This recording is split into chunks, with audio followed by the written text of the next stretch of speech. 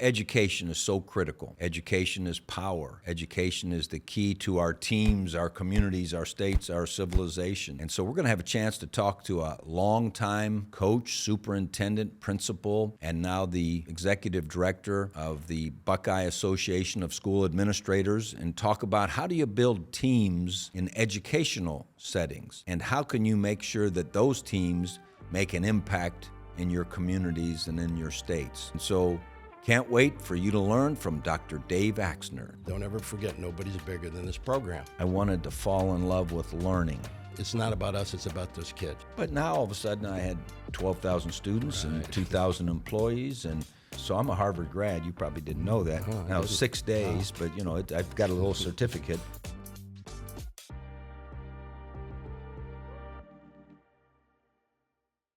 So glad to be here, Coach. So Dr. Axner and I go way back. I was a 22-year-old, I think, graduate assistant at the University of Akron, and Dave was a running back for us from Norton High School, and that was 50 years ago, almost 49 years ago, and we had some good times. We did, a unbelievable group of people and individuals that we still keep in touch with, and some of the best days of my life, I know that. Well, we're so proud of you, us Akron Zips, and I don't have Akron on there because I was never the head coach, so I got my 2 head coaching stints and my 1 president stint. But so we want to talk about team. Our goal with this podcast is to see if we can add value to people who are trying to build teams at home, in their business, in their organization, in their sports team, in their school, wherever.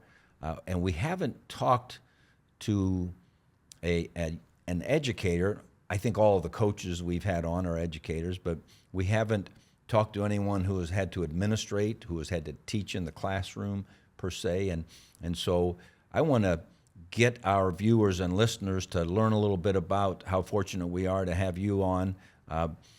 Dave Axner played for us at University of Akron. You were a Norton High School graduate.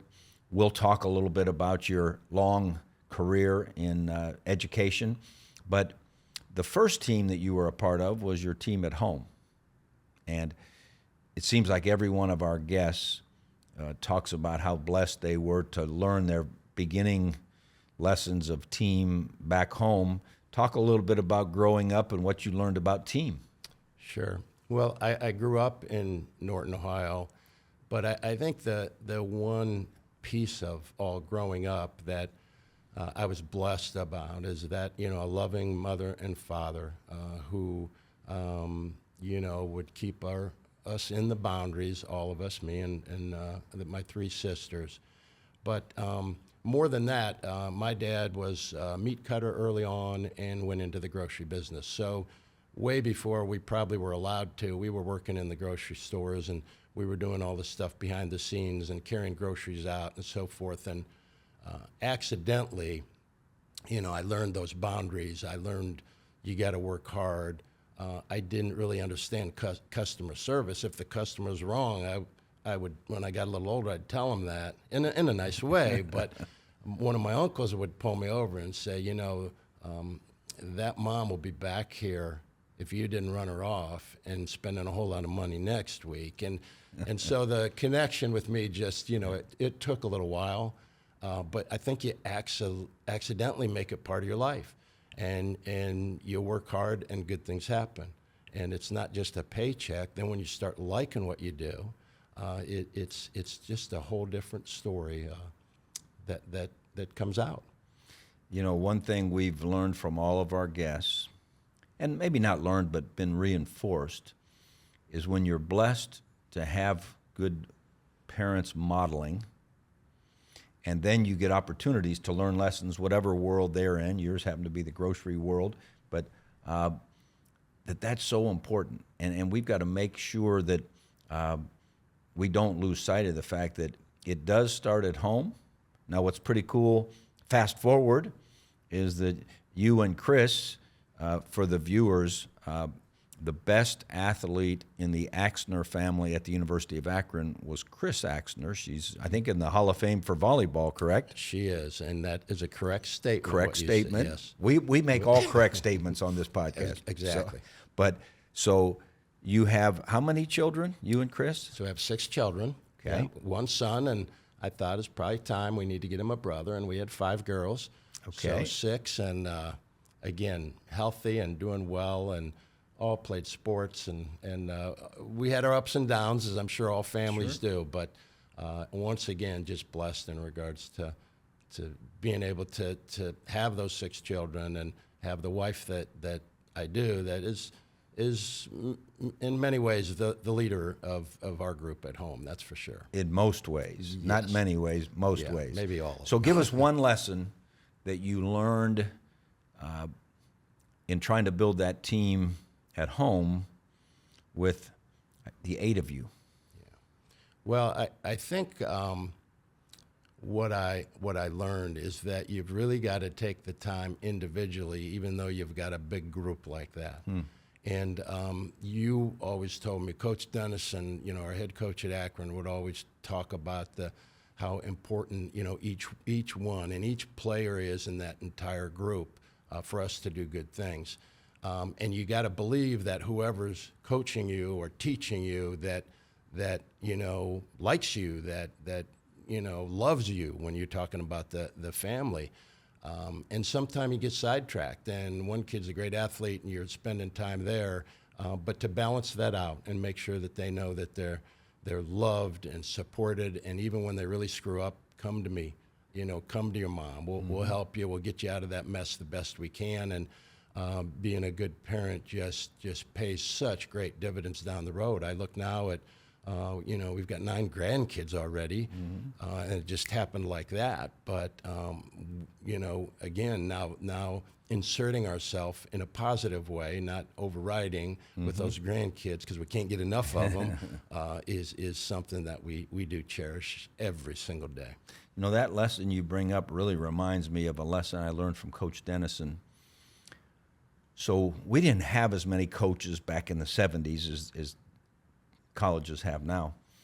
But one of the rules Coach Dennison had, if you recall, whether it was spring practice or it was in season, the position coach had to meet with the position player every day, every practice day, not on the weekends or whatever, even if it were for 5 minutes, just to go over those daily goals or to go over what was going on in their lives or just to find out, what was happening in that person's life. And that's no different than that lesson. You may have learned that lesson from Coach Dennison that you used, as a father and building your team at home. But to me, that was so important as a young coach that it wasn't all about, your X's and O's and your brilliance of game planning. It was about making sure every one of the players, and sometimes you had to say to the player, you know what, we're going to play someone else a little bit more this week, and so you're going to be working with the second unit, or hey, you know what, you're going to have to go down to scout team. In fact, we were talking with some of the old Akron Zips. We were having some fun this summer, and they always talked about when they were on the scout team on offense, they were always at the closed end of the rubber bowl, and their goal was always to get to the open end of the rubber bowl so they could be practicing with the offense. And sometimes you had to talk to the guys, hey, today you're going to be at the closed end of the bowl. Right.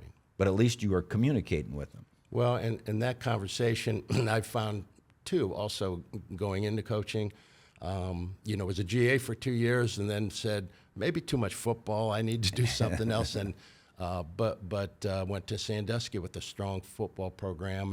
And all I did is mimic everything that the staff that you all said and did. I was saying the same thing. I don't even know how that happened. I think what made the biggest impact on me early, I remember my first, you get recruited and yeah, you're a big shot and you're on a scholarship and you come into this room with 90 to 100 players that, probably almost all of them are better than me, but I'll never forget, and we're talking decades ago, Jim Dennison got up there in front of that group, and one of the first things he said is, don't ever forget, nobody's bigger than this program. And that kind of hit me. He said, you're all great athletes, you're all this and that, but don't ever think you're bigger than the program. And then he said, and neither am I. And I remember thinking, well, wait a minute, you're the head coach. You're bigger, you can do anything you want there, but we all have a boss. And the way we act and talk, with me, sometimes it's Chris at home. Sometimes it's here. I have an executive committee that I've got to answer to. I've got, superintendents all over the state of Ohio that I got to do my job or I'm not going to be in this position. So I think that kind of works into going back to the history, and you look at that, and it made an impact. You just didn't realize it at the time. Well, that's probably one of the biggest reminders that it's been fun in the course of this It's All About the Team podcast, is that very lesson you learned from Jim Dennison. Mm-hmm. The team is bigger. The community is bigger than just you. The society, civilization is bigger than just you. And understanding that, and we're all human. We all have these personal needs and desires and goals, and to me, that's one of the greatest things that you learn from participating in team activities. I said to someone not long ago that if I were the education czar, I might make it mandatory for every student to be a part of a team of some sort, whether it's an athletic team, a music team, a physics team, engineering competition team. I don't care what team, because learning that lesson that it's not about me, but it's about us and how we can help one another. And so let's go back to Coach Dennison. And for the viewers, I've talked about Coach Dennison often. He gave me my first chance as a graduate assistant. I learned so many lessons from him in my first 4 years of coaching, and to this day, when I have a chance to visit with him, you learn something. And so you had a chance to be with Coach Dennison for 4 years, and then 2 years as a grad assistant, so 6 years. Mm-hmm. Okay? So if you had to pick one or two things that stick out beyond the one you already talked about that impacted you immediately when you walked in the room, give us a couple lessons from Coach Dennison about team. Yeah. Well, again, one of the biggies, and I'll start with that, is we were all in a room at a meeting, and I don't remember which meeting or whatever, because it was a few years ago. Mm-hmm. But I remember him saying to all of us, and you probably heard this too, he said, look around. Everybody look around. And you'd look at your buddies, you're smiling, you're doing whatever. And then he said, these are the guys we're going to war with, we're going to fight and so forth. But he said, I'm going to tell you, when we come out the other end, in decades from now, you're going to be sitting and you're going to be talking not about football, but relations and caring and all that stuff. And I'll tell you to this day, and you know it because you show up every year in December when we have Coach Dennison Day and have an opportunity to have lunch, and there's anywhere from 40 to 60 players, and you're looking around that room going, man, did he know what he was talking about? And to, you do an incredible job, and I'm not padding you here, but on regardless of the audience or who you're with, you've never acted like I'm the big shot, I'm this and that. And for you to attend that every single time, what it means to all of us, because you were part of that team. We have coaches there, we have players, we have the trainers, we have, everybody that hopefully, were treated just like a team member, because I think they were, in everything they did. And down the road, many, many, many have been successful because of what we were taught in those meetings. And I think a great lesson I've learned from that yearly get-together, and for the viewers, the Tuesday before Christmas, for the last, I don't know how many years, 25 years, let's say, the University of Akron former players and equipment managers and trainers and so forth, anyone that can get there, we get together and we have lunch. But you know who organized it? It was the trainers and the equipment managers, right, which tells you that Coach Dennison gave them that value that, you know what, they were just like the star running back or the quarterback or the All-American or whatever. And you know, it's so real, and we talk to our players about it all the time that, yeah, we want to win. We don't apologize for wanting to win, and that's the fun of it. But the results of it, the outcomes, are those relationships. And as you said, no one's talking about. In fact, last year there were 72 there. By the way, you said 40 to 6. They were, you know, it was crazy. And no one's talking about, well, in this year we won this many games, and in that year we're just talking about what lessons did we learn, what fun did we have, what value did it bring us, and creating an environment like that. And it worries me a little bit that beginning with youth sports on up through high school and college, and most certainly in the professional ranks, that the conversation is so much focused on winning rather than what are you gaining from it. And the beauty of being a part of a team is what you gain from it. Sure, that your record, fine, and yeah, we celebrate, you know, when we have those great years and we went to the national championship at Akron and all those things, but that's not why those guys showed up. So that's one lesson from Coach Dennison. You got to have one more, and then we'll move along. Yeah, I think back to our goals and what we kind of made them up and talked with our position coaches, and then had to run it by the big guy. And he, in the same way, the way those conversations started, were friendly and honest, and maybe you needed to move a position or this and that, but that was kind of the time when that would happen. And I remember thinking, wow, why didn't Coach Tressel tell me this? You know, why didn't Coach Forbes say so? Or you know, whatever. And no different, I think, where I really learned of how hard you all worked. And again, I'm sure it's across the nation or whatever. When I came back to be a GA, graduate assistant, and I would come back from a class that ended at 9:50 that I actually attended, and I'd come back to drop my stuff off, and every night, 1, 2, 3 of you would be in there making calls for recruiting or whatever else. And I'm thinking, these guys started at 6 a.m. and you know, so the glory of running out on that field and so forth, it's all that work that you all put in behind that you know made the difference for us. And when we thought it was all about football, it wasn't. And the last thing I'll say, and here's again, because I think of these times and I think of these stories, every single practice. You remember we had to jump on a bus and you know ride those buses, which you tried to live through that first. That's another story.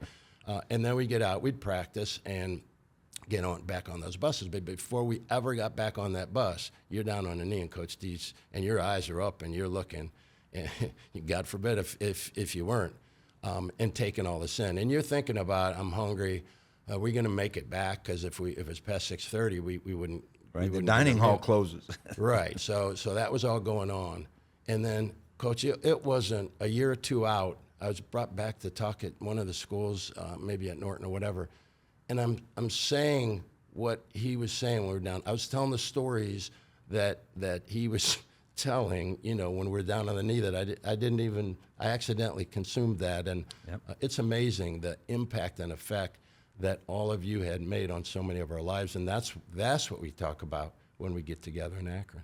You know, probably I think back to so many things I learned from all the head coaches I had the good fortune of being with, and I think Coach Dennison was the first one that I was paying attention. I was a college kid when my dad was coaching me. I learned a great deal. He was one of the great coaches in the history of the world.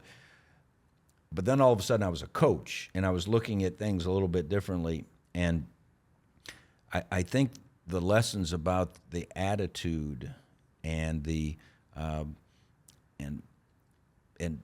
you know, PMA, of course, was Coach Dennison's whole thing, positive mental attitude, and he got me excited about trying to learn about the mental part of the game. You know, when you're a kid playing the game, the physical part, the training and, Right. all that kind of thing. And, I'll forever be grateful for him teaching me the attitude thing. So you spent 2 years as a GA. Did you get your master's done during that time? I did. Okay. Yes. And so then you moved on into education and went to Sandusky first? Yeah, I was so lucky, and again, I was able to finish my master's, and I had a semester left, and so, sometimes we think, well, what's the easiest? I got to take some hours here, so ended up looking at special education, and that in itself allowed me to get a teaching job at Sandusky, and I was up there for 6 years coaching, and again, just unbelievable people. The group, I think back to that staff. It was a big staff. Who was for the high head coach school. at Sandusky? Larry Cook. Oh, yeah. From Sure. outstanding. And so here's Larry, and here's all his young guys popping into his staff. That most of us were not married, so it was a little crazy. But boy, he and his wife Carol were like parents to us. He would have us over for dinner. He'd try to keep us out of trouble. It was amazing.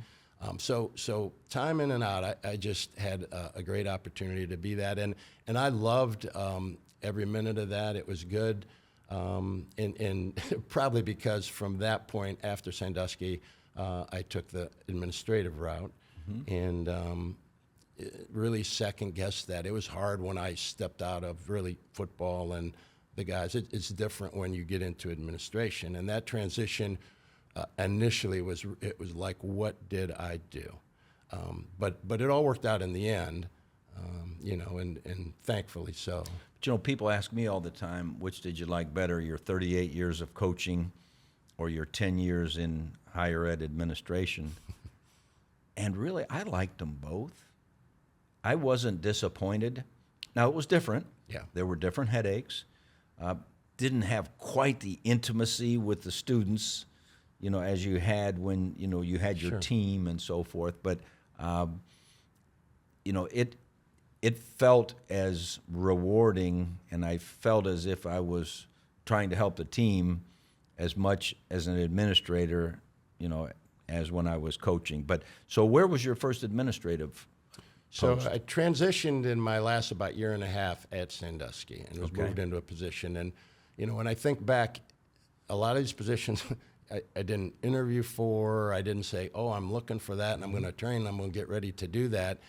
There was an opening and someone came to him and said, Ax, what do you think? And so I'd try it. And, being, again, stepping away from, I could still coach then. So to me, it wasn't a big deal because I wanted to still coach, at least at the high school level. But the administrative piece, I thought, this isn't bad. I kind of like this. And again, the quick transition, kind of a long story, but I'll shorten it. One of the deputy superintendent at Sandusky, he goes to Chagrin Falls. He's looking for a assistant principal, and called and said, what do you think? And at the time, both Chris and I parents were back, and we didn't get to see enough of them. So I thought this might be a good move. And then I went to Chagrin. We were 0-30 for the first 3 years. I'm staying on the sidelines going, what did I do? I'm missing football. Sandusky's killing it in the state tournament. But once again, it all worked out. And those positions just seemed to open, and it was a principal, which may be my favorite administrative job because you're still with the students. Yeah, Right, you've got right. teachers, you've got the whole realm, and later became superintendent there. That now is a step away, and a huge learning curve for me to understand levies and all those things, policies that you deal with, very different than the day-to-day things that we were doing. Let me back up and give the viewers something to make sure that it wasn't missed. Sometimes teams overlap, and so decisions have to be made for more than one team at a time. So when you decided to move back toward Northeast Ohio from North Central Ohio, in part was because of the family team needs, yours and Chris's parents. Absolutely. And so we have to be a little bit careful, I think, of worrying too much about one team, because there's lots of teams that are important, even within our own lives. And so was Mark Iamarino the head coach at Chagrin?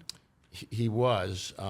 He actually, when Mark came in, he kind of turned things around. Yeah, right. John Pei was. John, oh gosh, I remember John. Came in. John he had great teams for a while. He had unbelievable Yeah. teams, and maybe the talent was down a little bit. Let's just say the league get a little tougher, enrollment and all that stuff. But I will tell you that John Pei, who rest his soul, that man might be the only person that can go 0-30 and not leave a job. He could have continued as long as he wanted because everybody loved him because he taught a lot more to football. I was just going to say, You it played for wasn't John. just about winning. No. So biggest first lesson about team as an administrator? Yeah. Well, it was different where, fast forward now, I have my own team and had for many years in my superintendencies, but there I was part of a team, but it was a different team. It was, that educational piece, and you forget not everybody's has your background. Not everybody's even played a sport, especially football. So it's just the thought process is different. Where I'd like to get to a decision, maybe I had to learn. Okay, I got to slow down a little bit if I want to get this through. Like what are we waiting for, right? And so that took time for me, and I really when I learned to do that and just maybe keep my mouth shut a little more and listen, I learned so much, and because it was a good team. It was just my first challenge. Hey teammates, I want to tell you about a project we're working on with Youngstown State University. One of the ways Ellen and I have decided to give back is through the Trestle Institute for Leadership and Teamwork. We've collected a set of successful business and nonprofit leaders to serve as guest servant leaders in partnership with the Sokolov Honors College to teach university students teamwork, leadership, and personal skills. We teach from a foundation built on gratitude, excellence, hope, love, and selflessness. If you're a young person or parent helping to search for a unique college experience, you can learn more at trestleinstitute.ysu.edu or ysu.edu. Links will be provided in the show notes. Probably parallels exactly what I went through when I went from being a head coach to a vice president and then a president. I was used to making decisions every 25 seconds. It was high impact, fast. We had to make decisions. Then I got into a larger team because my team was only 100 guys and a dozen coaches. And, you can get that group together. But now all of a sudden I had 12,000 students and 2,000 employees. And what I fortunately came to the conclusion, it sounds like you did the same, is, hey, I need to learn and listen and change my modus of operandi in terms of how fast I do things. Not that you can totally do that, but I think the lesson is there are different ways to impact different kinds of teams.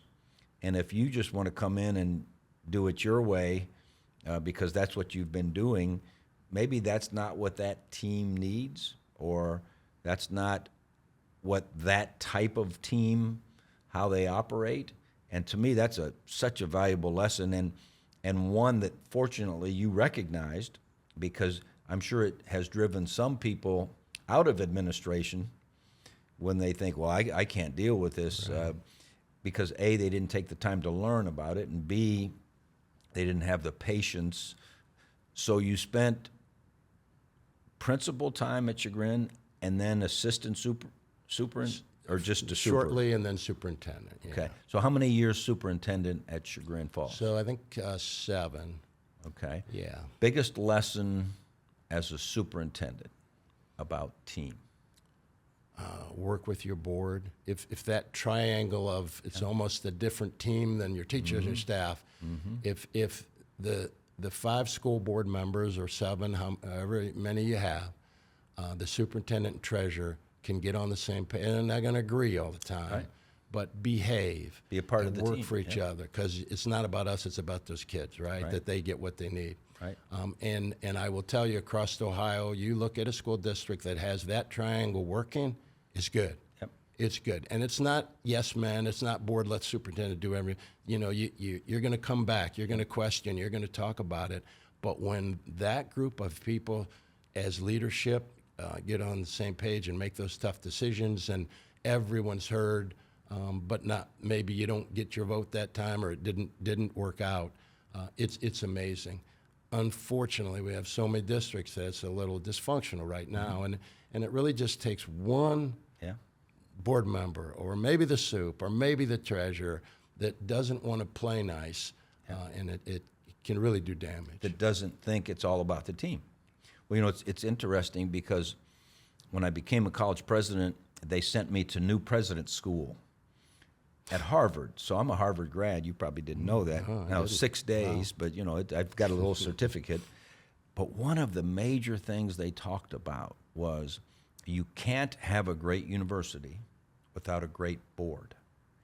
And it's part of your responsibility as a president, or superintendent in your case, is to make sure that you do your part in helping that board become informed, work well together. You do a good job with your treasurer or whoever the key components are to make sure that everyone knows that, you know, we're in this together.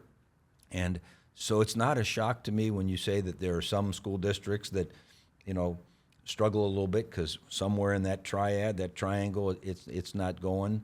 But again, that's why I love the topic of our podcast, because I don't care what topic we've talked about, what business, what sports team, whatever, it's all about the team. And if you don't work together, you don't have a chance. So you left Chagrin Falls and went to Dublin? Yes. Okay, and how much larger of a school district was it? Yeah, so Dublin at about 16,000 students now, and you know, when I had 1,900 at Chagrin, yeah, huge change. I was telling you, you think about, you know, 6 school-age kids in Chagrin, and you know, son's quarterback, daughters are playing volleyball. Everybody's happy. They got their friends. Dad gets recruited to go down there. That didn't go well, okay? And I probably said yes before. Maybe I thought that through. Now, not that Chris and I didn't talk and all that. And probably my worst mistake is for the first year, they stayed up there. I came down because it was 07, 08. Houses weren't selling. We didn't sell that house for 2.5 years. So adversity, here we go. How you going to deal with that, right? So I'd drive up when I could. The board was great. But I think here again, you talk about the team aspect. So they had fired the superintendent that was there. The treasurer was leaving at the same time. It was a little messy. The board wasn't getting along. There was police escorts. They were getting, it was, you know, so here, and people were saying, well, what are you doing? Why are you going into that? And I had my reasons. I'm going to give it a shot. But I went from a cabinet team meeting administratively where in Chagrin I had nine people to over 100. And at the time, they would tell you too. And so I'm saying this in public. I've said it before. So you can truth test me on this one. At the time, it was dysfunctional. We had 50% that really maybe headed towards the treasurer and 50 the superintendent. So you had 100 administrators that just didn't get along. And I'm going to go up and talk to them for the first time. They're going to meet Dave Axner, and now what, right? And what I said, I didn't talk long, but I said, look, you're going to have loyalty to this team, to this superintendent. We're going to get things done. And if you can't be on this team and you can't be loyal to it, then I will do everything I can to help you get another job. And Coach, I'm going to tell you, 97 of them believed in me, and we moved. They wanted to move forward. They didn't enjoy, excuse me, what was going on, and so we moved forward. And a few of them left and got other jobs, and life was good. And then one of my other first meetings, I don't know if you remember, I was called over to Kaufman High School and to the athletic office because we had the Ohio State football coach was down there recruiting do you remember that? I do. And so came over and here you go. Here we are. Right. The pass gets together, and I think he had 2 or 3. And you got one of them. You got our tight end. I remember. Stoneburner, Jake Stoneburner, Yeah. Mike Adams. Wasn't Mike Adams? Mike Adams was there, and then Michigan State linebacker. He was there too, but I think he was already committed. Yeah. But yeah. Well, so people asked me often. I went from Youngstown State 1AA head coach to Ohio State. Larger situation. You went from Chagrin Falls to Dublin. Larger situation, which means more people involved. And often I get asked, well, what did you do differently? And my answer was really nothing. It was a little busier because as you were talking to your 100 people about the team and so forth, you were also, knowing you, asking them for their input, listening and learning from them. Well, there's just more people to listen and learn from. Sure. When I was at Youngstown State, most of our alumni were in a pretty regional situation. I get to Ohio State and I'm traveling all over the country, visiting people in San Diego and Denver and Portland and Florida and, here and there. But it was no different in that the principles was that we're representing the university, we're representing the team. It's not just about us. And so did you find it busier as the team was bigger? Yes, and I think what I didn't like is being new, down there without my family, and I would go in a grocery store and someone would say, walk by, hello, Dr. Axner. I didn't know, is it one of my bus drivers? Is it a teacher?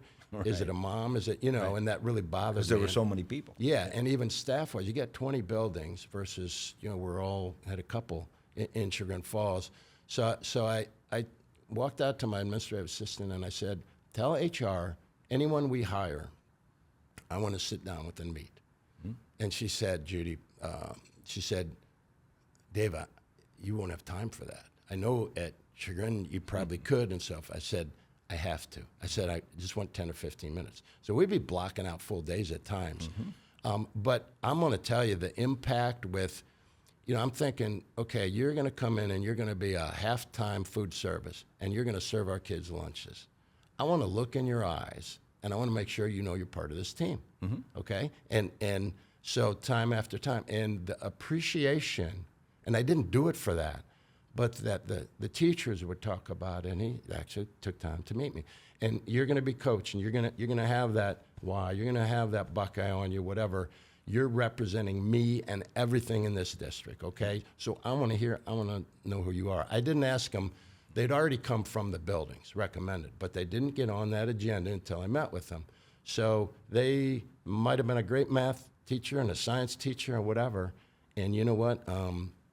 After we got through that, we'd give the check. And over all my time, there was only one that I had to say no to. Wow. Yeah, and that didn't go well with...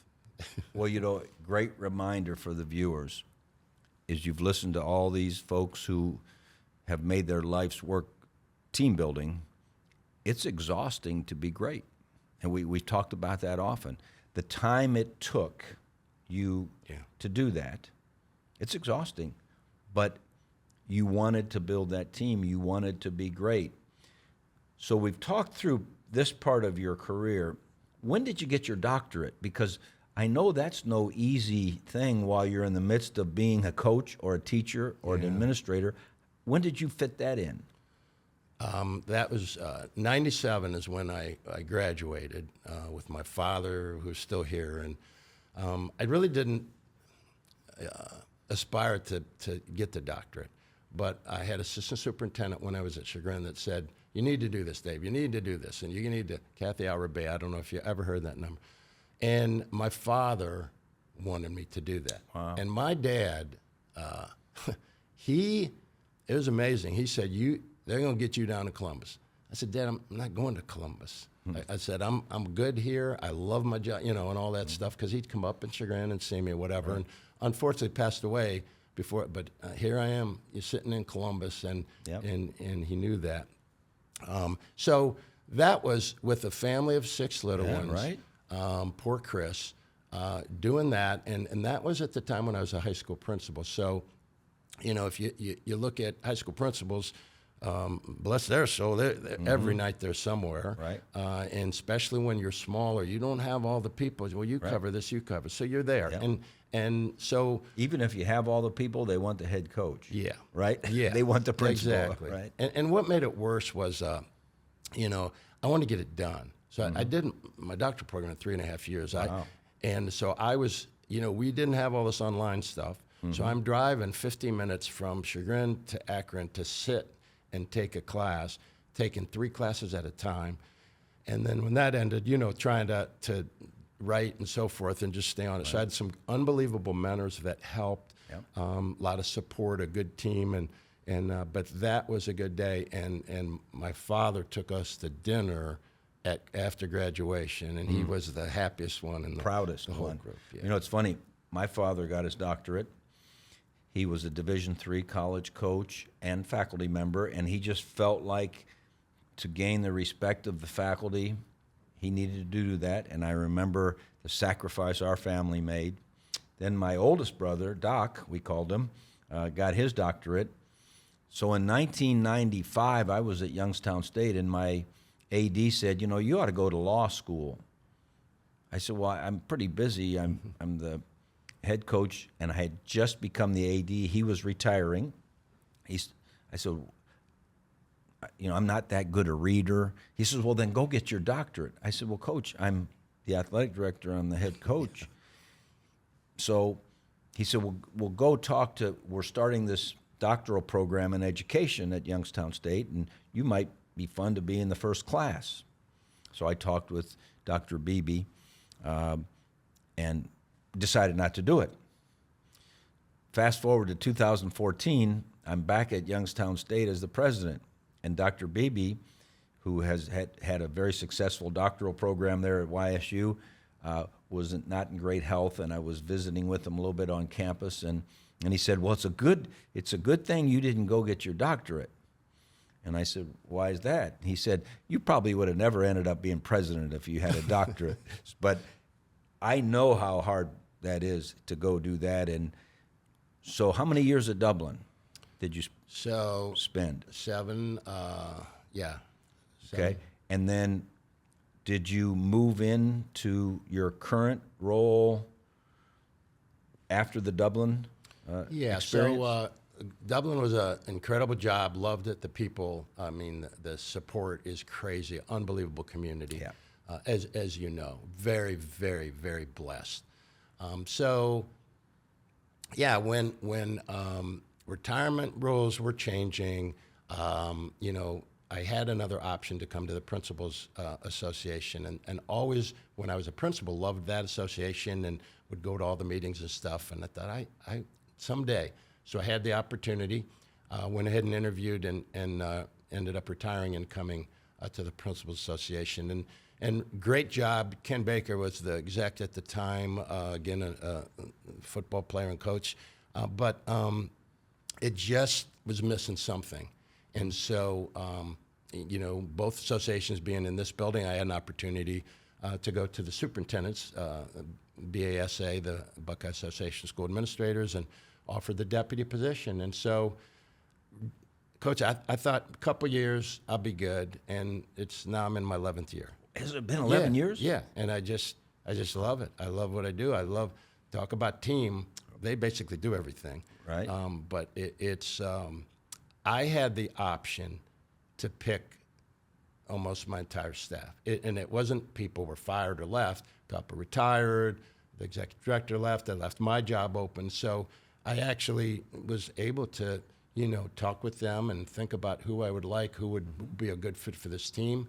So it's not just so they're all a really solid unit, have each other's backs, work really hard, and 100% our job is to support our school superintendents.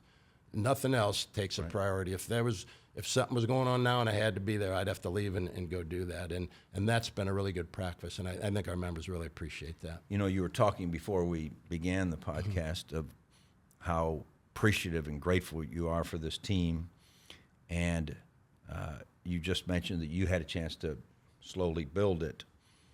Tell the viewers and listeners, what was it that you were looking for in the people you hired that you felt confident they could become a part of a good team? That's a great question. Hard to put into words, but I guess in a way, when I'm talking to somebody that I possibly might hire, I want to know the purpose. I want to know why do you want to be here? You know, excuse me. Why do you want to be here and on this team and so forth, versus maybe what all I'm looking at? And that purpose itself, if it fits with the other employees and the staff and what we have, then it makes a whole lot of sense. I think some people look at the flexibility, the paycheck, all those other things, and I need a job, versus do I really want to be part of this team too? And not that I've done them all right in hiring, and not that I've missed a couple and so forth, but it's always seemed to work for me, and they've just gelled, which we need to get together as we do. We try to. I mentioned the staff. We went to the Ohio State football game this past weekend, and it just was a nice chance to socially be together and care about each other in that way. Well, so often I was asked over the years, how do you build your staff? And I would always reflect on that, and it first became, what kind of person are they, and is their mission, is their goal in line with what we believe, which is taking care of our students? Right. We had a little saying in our staff meeting room that was, you've heard it a million times, they don't care how much you know until they know how much you care. I wanted that kind of coaches, that they were going to care about our players, our kids. And we also had a statement on the wall that was by Einstein that said, concern for man and his fate. I wanted people coming in that were more concerned about our students, our players, and their fate, their future, than the diagrams and equations and X's and O's and so forth. And to me, that's so important, of bringing the right people for the right reasons, who have the right motivations, on your team. It's so critical. I'm going to give you one Dublin story, since you spent great years at Dublin. So we had a Rhodes Scholar at Youngstown State. And so we were being honored at the State House, and we'd never had a Rhodes Scholar before. And so we were down at the thing, and I stopped by Dublin Jerome High School, great high school, like Kaufman is, like Scioto is. I mean, they've got great schools. Happened to know Kathy Sankey, who was principal. I think she was the principal then, if I'm not mistaken, and mentioned that we've got a young lady we're going to bring down to the State House and so forth, and she said, well, let me get my great honors students there at Dublin. I don't know if it was it International Baccalaureate, maybe? IB. Sure. IB.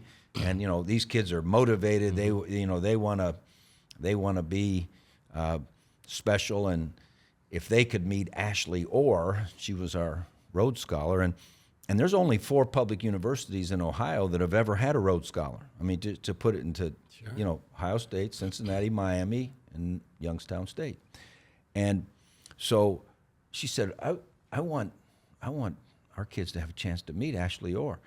So we came in, and they were all, and she made it a profound impact on me, and I think she did on them, with a real simple statement. Ashley had a little bit of a tough childhood, grew up in a rural setting, raised by, I think, a grandma or something, and all of a sudden a teacher made a difference with her, and she fell in love with math. Well, then she became this great student and came to Youngstown State and was in our honors college, and and great leader on campus, and just incredible. Obviously, to be a Rhodes Scholar, you have to be incredible. But she said, I never really was able to reach my potential until I realized I didn't want to worry about the grades I got. I wanted to fall in love with learning. And that was such a lesson for me that at the time I was a new president. I'd been there like 2 or 3 years, and I was learning that I needed to fall in love with learning about being a president, about higher ed, about this team. How do I build this team? It's different than the 38 years of teams I built, and I'll never forget being there at Dublin Jerome and seeing the look on these kids. And Ashley was 5'0", and those kids were, and I hope they listened, because the pressure on students and families with grades, and the pressure on coaches with winning, or businesses with their spreadsheets, or but if you just fall in love with learning how you can, her message was learning how I can be a better part of society, and how I can make a difference in society, and what knowledge do I need, and that's how you build a team, is you fall in love with learning about what's really important, and that's so critical. That group would definitely, I'm sure they got the message. Yep. Because it's like, with athletes bringing in a pro football player or whatever, that was their hero right there, what she accomplished. We could have a whole podcast, and maybe we will down the road, talking about how we in education can be the most effective part of the overall team, that community team, that state team, that national team, because I know you and I believe this.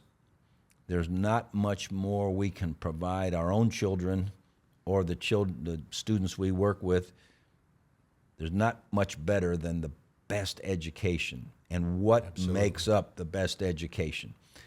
There are so many, we could get into so many debates and discussions and so forth. We don't have time for that now, but I wanted to make sure that our listeners and viewers are reminded that there isn't anything more critical in education, and you can't have great education without building great teams. And I thought, let's get the best education team builder in the world in Dr. Dave Axner. I'm not sure about that. And let's have a special one. So this was a lot of fun. I really appreciate it. It's awesome to see you. Until the next time, it's all about the team.